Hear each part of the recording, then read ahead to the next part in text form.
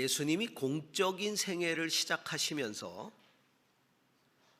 처음 전하셨던 그 말씀이 그 하나님의 복음 또는 하나님 나라의 복음이었어요. 오늘 우리가 읽은 마가복음 1장 14절에는 하나님의 복음을 선포하셨다 이렇게 되어 있는데, 다른 사본들에 보면 하나님 나라의 복음 이렇게 나와요. 또 그 누가복음에도 예수님이 당신의 사역을 이야기하시면서 내가 다른 동네에 가서도 하나님 나라 복음을 전해야 한다. 하나님 나라 복음을 전해야 된다. 나는 이 일을 위해서 보냄을 받았기 때문이다. 이렇게 말씀하셨거든요. 하나님 나라 복음이라고 말씀하고 있어요. 예수님은 하나님 나라 복음을 선포하시기 위해서 오셨어요. 그래서 예수님의 첫 메시지는 하나님 나라와 복음이었습니다. 때가 찼고 하나님 나라가 가까웠으니 회개하고 복음을 믿어라 이렇게 말씀하신 거예요. 우리가 성탄을 의미 있게 맞는다는 것은 예수님이 이 땅에 오신 이유를 제대로 알고 믿는 거죠.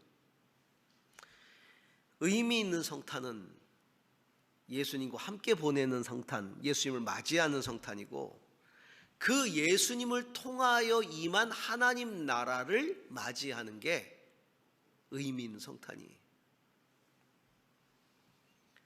우리는 이 땅에 인간의 몸을 입고 오신 하나님의 아들 예수님을 믿는 신앙인입니다. 신앙의 목적은 잘 믿는 거예요. 잘 믿는 건 무엇입니까? 제대로 믿는 거거든요. 어떻게 해야 제대로 믿죠? 예수님이 이 땅에 오신 목적 가르침을 제대로 알고 믿어야 되는 거예요.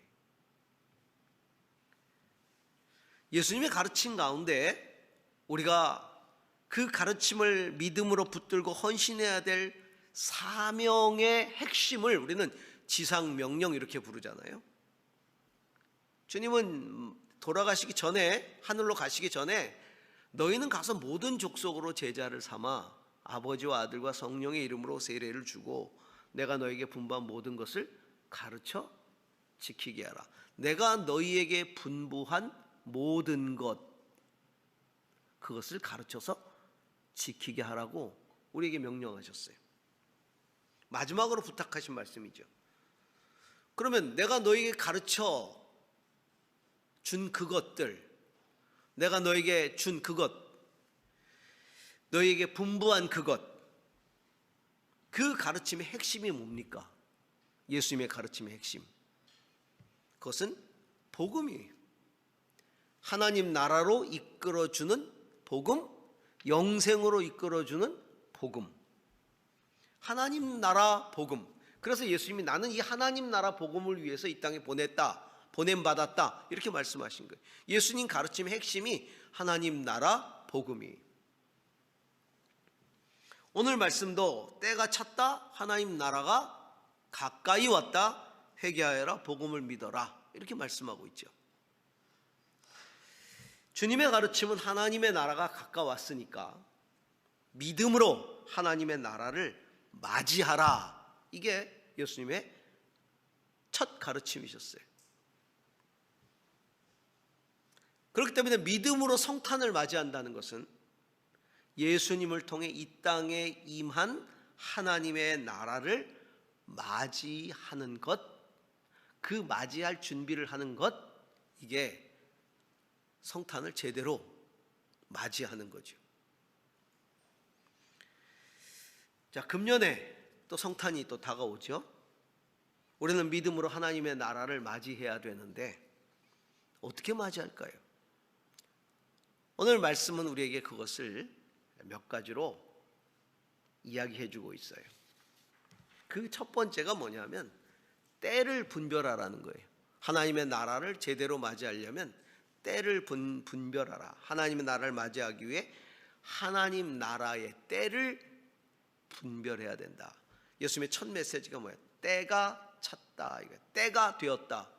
때가 되었다. 하나님 나라가 임할 때가 되었다. 때가 되었다라고 하는 건 때를 분별하라는 말씀이거든요. 하나님 나라가 임할 때를 분별하고 그 나라가 가까이 왔다는 걸 인식하라, 깨달으라, 그거예요. 하나님 나라가 가까이 왔다는 걸 알 때라야 그 나라를 더욱 사모하게 되고 그 나라를 구하게 되고 그 나라에 합당한 자로서 준비하기 때문이죠. 인간의 삶의 방탕함, 그것은 하나님 나라에 대한 기대감이 없어서 세속적인 방탕함에 빠져버리는 거예요. 사람들은 언제 진지해집니까? 나이가 들어가면 점점 더 겸손해지고 진지해져 가요. 나이가 드는데도 겸손해지지 않고 진지해지지 않는다면 정신을 덜 차린 거죠. 그렇죠? 왜 나이가 들면 겸손해지고 진지해질까요? 갈 때가 되기 때문에 그래요. 인생이 끝날 때가 가까우기 때문에. 자기의 종말이 다가오고 있다는 것을 깨닫기 때문에. 시한부 인생을 사시는 분들 있죠. 3개월, 1년. 이런 사람들은 더 겸손하고 더 진실해져요. 종말의 시간을 더 정확하게 알고 있기 때문에. 의사가 1년밖에 못 삽니다. 3개월밖에 못 삽니다. 그러면 정말 진지해질 수밖에 없어요. 내 인생이 끝나는데. 여러분, 내 삶이 끝나는 걸 한번 생각해 보셨나요? 우리가 지금 이렇게 살아서 많은 것들을 기뻐하고 즐거워하고 만나고 행복해하고, 물론 뭐 어려움도 있지만 삶에, 그러나 이제 이게 끝나버린다. 사라져버린다. 참 진지해질 수밖에 없는 주제죠. 우리가 이 세상의 삶에 취해서 하나님 나라를 맞이할 준비를 하지 않는다면, 하나님 나라에 대한 기대감이 없이 산다면 우리 인생은 절대로 진지해질 수도 겸손해질 수도 없을 거예요. 우리가 날마다 신앙 안에서 진지하고 겸손해야 될 이유가 뭐냐면 그 때를 우리가 알지 못하기 때문에. 인간의 개인적인 종말의 때가 언제인지 어떻게 압니까? 내가 오래 장수하고 사는 것은 내 소망일 뿐이지 언제 내 삶이 하나님의 부름을 받게 될지 아무도 모르잖아요.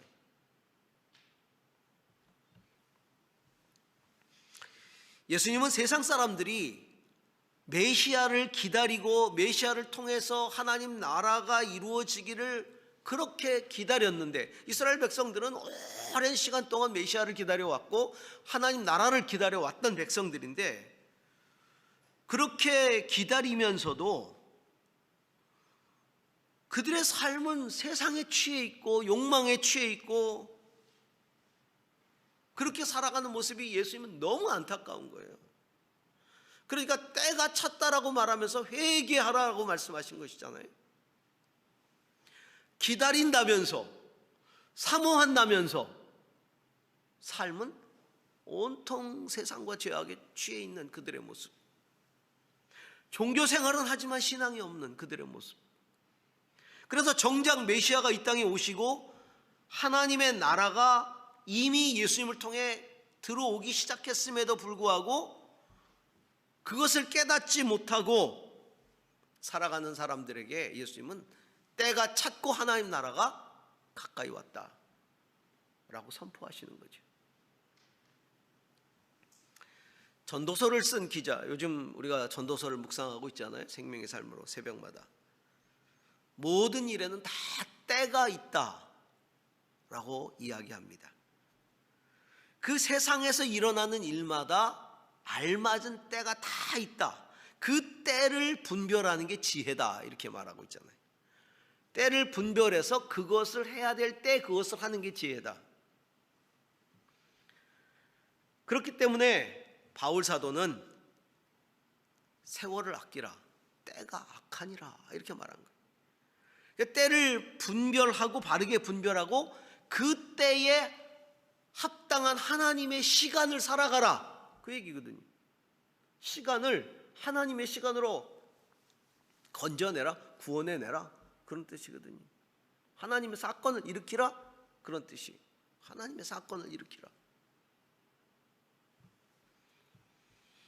예수님은 이런 말씀을 하셨죠. 마가복음 13장 28절에서 29절 함께 읽습니다. 무화과 나무에서 비유를 배우라. 그 가지가 연해지고 잎이 돋으면 너희는 여름이 가까이 온 줄 안다. 이와 같이 너희도 이런 일들이 일어나는 것을 보거든 인자가 문 앞에 가까이 온 줄 알아라. 때를 분별하라. 하나님의 아들이 가까이 온 줄을 알아야 된다. 나무를 보면서 열매의 때를 분별하듯이 그렇게 알아야 된다는 거예요. 영적인 사건이 일어날 영적인 시기를 분별할 줄 아는 게 영적인 신앙이죠. 때를 아는 사람은 행동합니다. 왜냐하면 그 때가 내가 뭘 해야 할지를 알려주는 때이기 때문에, 그 때가 나의 목적이 뭔지를 알려주는 거예요. 예를 들면 공부해야 될 때, 그럼 목적이 뭐예요? 공부하는 거예요. 그럼 행동하죠. 공부하죠. 그렇죠? 공부하는 겁니다.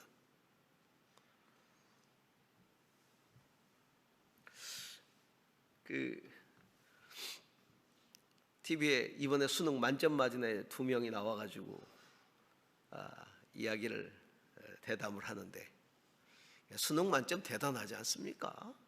다 맞는다는 게. 근데 재밌는 게 둘이 공통점이 뭐냐면 책 읽는 걸 싫어한대요. 요즘 애들인가? 책을 남자아이한테 책 읽는 거 좋아하냐 그랬더니 자기 책 읽는 거 싫대요. 그러니까 남자아이 여자아이 이렇게 했는데 여자아이 저도 싫어요 그러더라고요. 그래서 뭐지?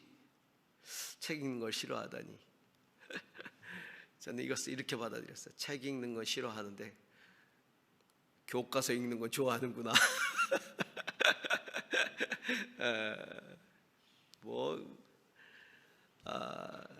근데 참 그 아이들이 여유 있게 공부들을 하더라고요. 보니까 저희 학교 다닐 때는 3당 사락 이런 거 있었거든요. 3시간 자면 붙고 4시간 자면 떨어진다 이런 거. 밤에 고3 때 이런 거 있었는데 그렇게들 공부 안 하는 것 같아요. 여유 있게 공부를 하는데 공부해야 될 때에 공부하는 거죠. 공부해야 될 때에 공부하는 거죠. 그 때는 우리로 하여금 목적을 알게 하고 목적을 알면 행동하게 만들죠. 자신의 목적을 분명하게 깨닫는 사람은 그것을 이루기 위해서 행동합니다. 옛날 한 10년 됐나요? 동일본 대지진 일어난 게. 그래서 원전도 다 파괴되고 그랬었잖아요. 그때 엄청나게 쓰나미가 몰려와가지고.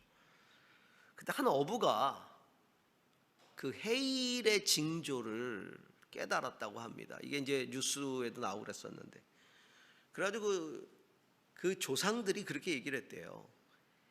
지진이 일어나면 해일이 다가오고, 해일이 일어날 때는 무조건 바다로 배를 몰고 나가라 그랬대. 무조건 바다로. 그래서 지진이 나고 해일의 징조가 일어나면서 이 어부가 무조건 배를 타고 저 바다 한가운데로 일어나. 그 바람에 쓰나미를 피했어요. 그래서 화제가 됐죠. 때를 분별한 거예요.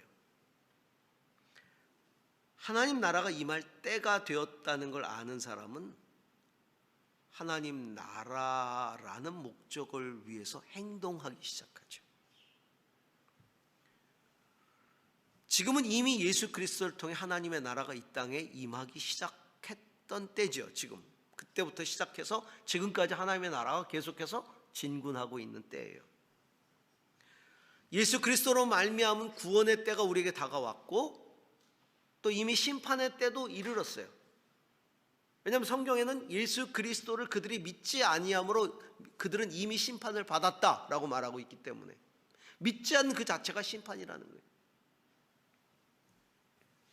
그리고 이제는 그 하나님의 나라를 완성하기 위해서 주님이 다시 오심을 지금 기다리는 때예요.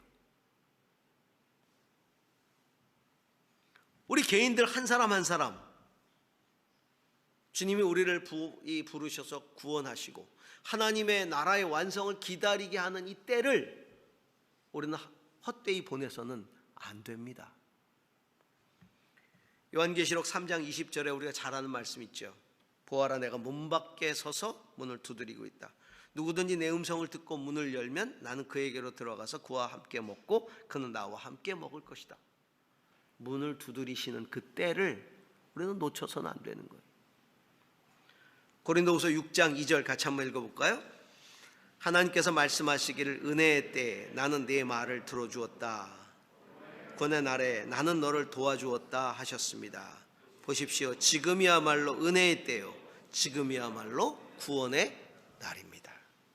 지금이야말로 우리가 은혜를 사모할 때고 은혜를 구해야 될 때고 그 구원의 은혜를 누려야 될 때다. 하나님 나라는 이미 임하였고 완성될 날이 다가오고 있다. 우리는 그 때를 분별하고 준비해야 한다는 겁니다. 자, 두 번째입니다. 하나님 나라를 맞이하려면 때를 분별해야 되는데 때를 분별한 사람, 때를 분별하는 사람, 하나님 나라를 맞이할 때를 분별하고 준비하는 사람이 제일 먼저 해야 될 게 뭐냐? 회개다라는 겁니다. 회개.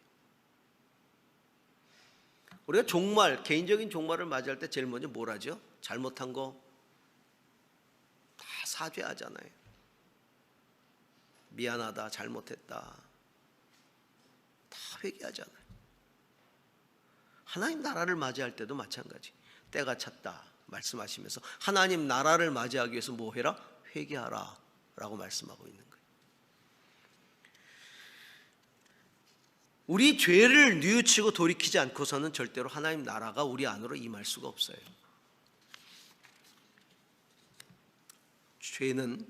죄는 하나님 나라를 사모하지 않고 하나님 나라에 대해서 무지하기 때문에 범하는 게 죄예요. 그리고 이 세상 것들만을 좋아하기 때문에 범하는 게 죄란 말이죠. 요한일서 2장 15절에서 17절에 사도 요한은 우리에게 이렇게 말하고 있어요. 같이 한번 읽어보겠습니다. 여러분은 세상이나 세상에 있는 것들을 사랑하지 마십시오. 누가 세상을 사랑하면 그 사람 속에는 하늘 아버지에 대한 사랑이 없습니다. 세상에 있는 모든 것, 곧 육체의 욕망과 눈의 욕망과 세상 살림에 대한 자랑은 모두 하나님 아버지에게서 온 것이 아니라 세상에서 온 것이기 때문입니다. 이 세상도 사라지고 이 세상의 욕망도 사라지지만 하나님의 뜻을 행하는 사람은 영원히 남습니다. 세상을 사랑하면 아버지에 대한 사랑이 없다. 여기서 말하는 세상이란 우리의 욕망을 자극하는 세상을 말하죠. 세상의 욕망을 말합니다. 육신의 정욕, 본능적인 욕망, 안목의 정욕, 소유욕, 이생의 자랑, 명예욕 같은 그런 욕망으로 가득 찬 세상을 말하는 거예요. 이런 것들에 붙잡혀 살아가기만 하면 우리 안에는 하나님을 사랑하는 마음이 없다.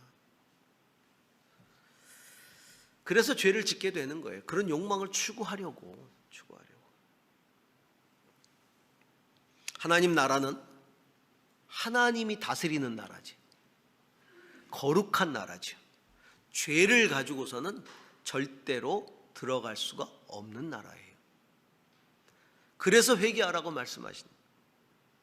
믿음이라는 것도 회개 없이 생길 수가 없는 거예요. 죄를 회개하지 않고 내 죄 때문에 예수님이 십자가에 죽으셨는데 내 죄가 뭔지도 모르고 예수님을 믿을 수 있겠습니까? 내 죄를 깨닫고 회개해야 믿음이 생기는 거죠. 요한계시록 21장 27절에는 이렇게 말하고 있습니다. 속된 것은 무엇이나 그 도성에 들어가지 못하고 가증한 일과 거짓을 행하는 자도 절대로 거기 들어가지 못합니다. 다만 어린 양의 생명책에 기록되어 있는 사람들만이 들어갈 수 있습니다. 이렇게 말씀하고 있죠. 어린 양의 생명책에 그 죄 사함을 받고 그리고 죄 씻음을 받은 사람만이, 그래서 그 생명책에 기록된 사람만이 들어갈 수 있는 곳이 천국이다. 하나님 나라다. 그렇기 때문에 우리가 하나님 나라를 맞이하려고 한다면 철저히 회개해야 되겠죠. 회개란 내 죄를 가지고 하나님 앞에 서는 진실함이고 정직함이고 겸손함이죠. 이게 회개예요. 예수님이 십자가에 돌아가실 때 좌우편 강도가 있었어요. 그 우편 강도가 마지막에 죽으면서 자신을 하나님 앞에, 예수님 앞에 의탁하죠.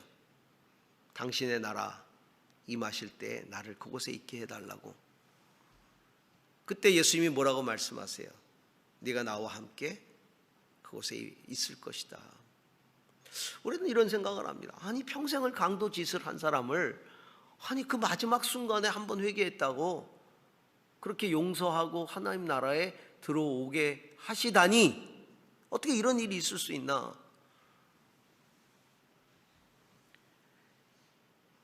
여러분, 구원은 우리의 죄를 완전히 주님 앞에 다 내어놓는 겁니다.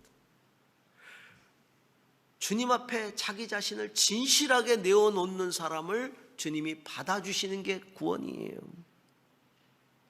그럼 우리가 구원받는 데 있어서 내가 진실되게 하나님 앞에 나의 죄를 다 고백하는 것 외에 뭐가 필요하겠어요? 주님이 은혜로 구원을 해주시는 건데, 평생을 강도 짓을 하고 살았어도 그가 정말 자기의 모든 전 존재를 들여서 그 죄를, 그것도 십자가에 죽어가는 그 예수님 앞에 내려놓고 다 기적을 막 베풀고 있는 그분이 아니라 무기력하게 죽어가시는 그 예수님 앞에, 온 인류의 죄를 대신해서 죽어가시는 그 예수님 앞에 주님이 대신 죄를 위해서 십자가를 지는 그 죄, 저의 죄도 있습니다. 온 인류를 위해서 이렇게 십자가에 죽어가시는 주님 앞에 나를 내려놓습니다. 그 고백 외에 뭐가 더 필요합니까? 그 십자가에 죽어가는 그 예수님 앞에 자기의 죄를 내어놓지 못하는 다른 사람들이 문제지, 그 예수의 죽음을 지켜보는 그 수많은 사람들, 그 수많은 종교인들, 거룩하게 살았다고 하는 수많은 사람들, 자기 죄를 위해서 십자가에 죽어가시는 예수님을 바라보면서도 죄를 고백하지 않는 그들이 무슨 구원받을 자격이 있습니까? 평생을 강도짓을 하고 살았어도 자기 죄를 위해서 죽어가는 그 주님 앞에 자기의 전 존재를 들여 회개하는, 진실되게 회개하는 죽음 앞에서 그런 자에게 하나님은 은혜를 베푸시는 거예요. 그게 회개입니다. 그게 회개예요. 우리의 회개는 하나님 나라가 임할 때까지, 내가 하나님의 부름을 받을 때까지 계속 되어야 합니다. 왜? 우리는 계속해서 죄를 질 수밖에 없는 인간이기 때문에. 다윗은 그의 죄를 고백하면서 이렇게 기도했어요. 시편 51편에 그의 죄에 대한 고백을 한번 들어보십시다. 시편 51편 4절부터 12절인데요. 주님께만, 오직 주님께만 나는 죄를 지었습니다. 주님의 눈앞에서 내가 악한 짓을 저질렀으니 주님의 판결은 옳으시며 주님의 심판은 정당합니다. 실로 나는 죄 중에 태어났고 어머니의 태 속에 있을 때부터 죄인이었습니다. 마음속에 진실을 기뻐하시는 주님, 제 마음 깊은 곳에 주님의 지혜를 가르쳐 주셨습니다. 내 마음 깊은 곳에 주님의 지혜를 가르쳐 주셔서 깨닫게 하신 게 뭐라고요? 나는 어머니 뱃속에서부터 죄인이라는 거예요. 우슬초로 나를 정결케 해주십시오. 내가 깨끗하게 될 것입니다. 나를 씻어주십시오. 내가 눈보다 더 희게 될 것입니다. 기쁨과 즐거움의 소리를 들려주십시오. 주님께서 꺾으신 뼈들도, 죄 때문에 얼마나 고통스러워했으면 그 모든 뼈가 꺾이는 것 같은 고통을 그가 느끼고 있었다.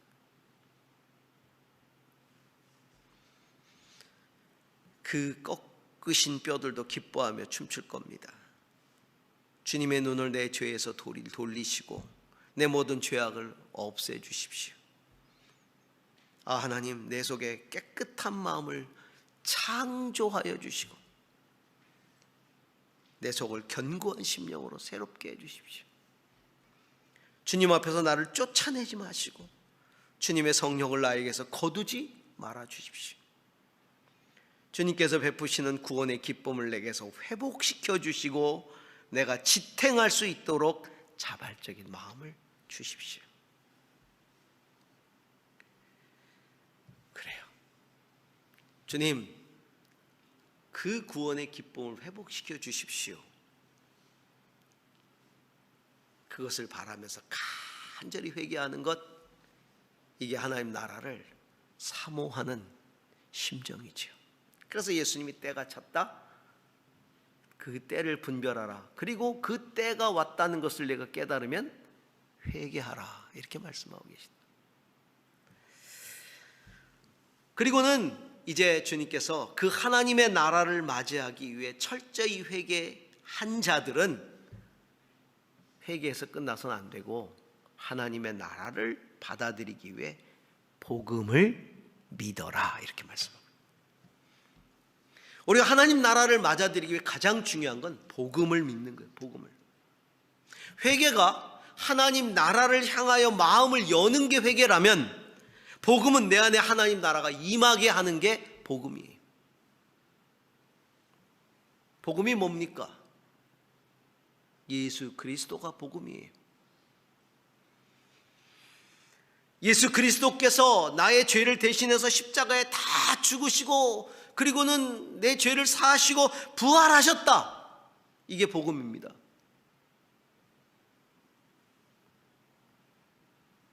그 예수님을 믿을 때 하나님의 나라가 내게 임하는 거예요. 죄의식은, 죄책감은 나를 좌절시키죠. 그러나 복음은 나를 다시 일으켜 세우고 소망을 주는 게 복음이에요. 죄 때문에 절망하지만 우리는 복음 때문에 다시 일어서는 거예요. 죄 때문에 절망하고 끝난다면 거기에 무슨 구원이 있겠어요? 죄책감에 몸서리 치는데 내 뼈가 다 꺾이는 것 같은데 그걸로 끝나면 무슨 소망이 있겠어요? 그러나 그 죄를 우리 주님께서 다 사하셨다. 왜? 그 아들 예수 그리스도가 내 죄를 대신 지셨기 때문에, 그리고 그 죄의 권세를 극복하고 부활하셨기 때문에 그것이 나를 다시 일으켜 세우는 거죠. 그렇기 때문에 예수님 없이는 하나님 나라를 맞이할 수가 없는 거예요. 요한계시록 7장 14절 같이 한번 읽겠습니다. 내가 장로님께서 잘 알고 계십니다 하고 대답하였더니 그는 나에게 이렇게 말하였습니다. 이 사람들은 큰 환난을 겪어낸 사람들입니다. 그들은 어린 양이 흘리신 피에 자기들의 두루마기를 빨아서 희게 하였습니다. 저렇게 주님을 찬양한 사람이 누굽니까? 그때 하늘의 장로들이 그 묻는 요한의 말에 대답을 해주는 거예요. 어린 양이 흘리신 피에 자기들의 두루마기를 빨아서 희게 한 사람들이다. 이 옷이라고 하는 건 삶을 말하는 거예요. 그것을 예수의 피에 빨았다는 건 뭐예요? 예수 그리스도의 보혈을 믿고 의지하는 사람들. 그 보혈로 씻음 받은 사람들. 그걸 어떻게 빨아요? 예수의 피에 어떻게 내 삶의 옷을 빨 수가 있어요? 그것이 믿음이에요. 믿음으로 우리는 그 옷을 빠는 거예요. 하나님의 나라는 예수님을 통해 이 땅에 임하기 시작했습니다. 자, 예수님이 살아계실 때 가장 많은 설교를 했던 게 하나님 나라였어요. 많은 비유를 통해 하나님 나라는 어떻게 임하는지를 가르쳐 주셨어요. 그리고 하나님 나라의 삶은 어떤 것인지를 그 도를 가르쳐 주셨어요, 제자들에게. 그런데 참 이상한 건 그런 제자들, 예수님을 통해 가장 많은 가르침을 받았던 그 하나님 나라, 그 이야기를 제자들이 쓴 서신서에는 거의 기록을 하지 않고 있어요. 아니, 제일 많은 설교를 들은 게 하나님 나라인데 왜 서신서에는 하나님 나라 이야기가 거의 없을까요? 너무나 이상하지 않습니까? 주님이 제일 많이 강조한 건데. 제자들은 하나님 나라가 그들이 기대했던 세속적이고 정치적인 그런 나라가 아니라 복음으로 임하는 이 영적인 나라라는 걸 비로소 깨달은 거예요. 그래서 하나님 나라를 전부 다 뭘로 바꿨어요? 복음 메시지로 바꾼 거예요. 하나님의 나라는 복음으로 임하는 것이다. 그래서 하나님의 나라 이야기가 전부 다 예수 그리스도의 십자가와 부활로 다 나오는 거예요. 복음으로 거듭난 성도들이 하나님의 나라고, 그들이 하나님 나라의 제사장이고. 자, 요한계시록 5장 9절에서 10절을 같이 한번 읽습니다. 그들은 이런 말로 새로운 노래를 불렀습니다. 주님께서는 그 두루마리를 받으시고 봉인을 떼실 자격이 있습니다. 주님은 죽임을 당하시고 주님의 피로 모든 종족과 언어와 백성과 민족 가운데서 사람들을 사서 하나님께 드리셨습니다. 주님께서 그들을 우리 하나님 앞에서 나라가 되게 하시고 제사장으로 삼으셨습니다. 그래서 그들은 땅을 다스릴 것입니다. 주님은 당신의 피로 모든 백성들, 종족 가운데서도 모든 종족 가운데 다 구원해 내셔서 핏값으로 사셔서 하나님 앞에 드리셨다. 그 성도들이 하나님 앞에서 나라가 될 것이며 그들이 제사장이 될 것이다. 그들이 이 세상을 다스릴 것이다. 하나님의 나라는 그 피로 구원받은 저와 여러분이에요. 할렐루야. 거룩한 나라요, 하나님의 소유된 백성의 왕같은 제사장이다. 성탄을 우리가 이제 맞이합니다. 제일 중요한 건 예수님 믿는 거예요. 복음을 믿는 거예요. 그리스도를 통해 이미 임한 하나님 나라, 그 하나님 나라를 우리가 확신하고 그 하나님의 나라의 백성됨을 확신하고 그 백성으로 살아가고, 그리고 예수 그리스도께서 다시 오셔서 완성될 그 하나님의 나라를 맞이할 준비를 하는 것, 이게 오늘 우리가 맞이해야 될 성탄의 준비입니다. 그렇게 금년 성탄도 하나님의 나라와 함께 맞이할 수 있는 그런 기쁨과 축복이 있기를 주의 이름으로 축원합니다. 기도하겠습니다.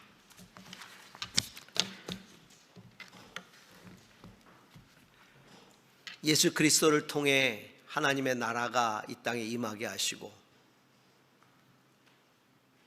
부족한 제가 그 예수 그리스도를 믿어 하나님 나라의 백성 되고, 그리고